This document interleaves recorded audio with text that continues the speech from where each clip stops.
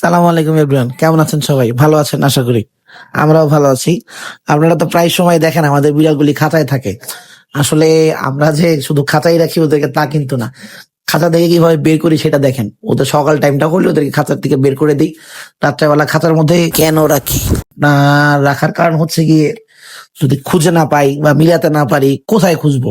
খাটের তলে, ড্রেসিং টেবিলের তলে, ওয়ার্ড্রপের উপরে ওরা বসে থাকে। ওদের কাজই হচ্ছে এইসব। এই কারণে খুঁজে বের করতে কষ্ট হয়। রাত্রেবেলা ঢুকাই দিই ওদের রুমে, আবার সকালবেলা বের করে ফেলি। এটা দেখতেই তো পাচ্ছেন আপনারা, সকালবেলা বের হয়ে কিভাবে খেলাধুলা করতেছে। এরকমই হয়। আমাদের আরো বিড়াল আছে, বাট আমি সব বিড়াল আসলে ফেস করাই না। আমার আল্লাহর রহমতে অনেক বিড়াল, আমি সব বিড়ালগুলি সামনে আনি না।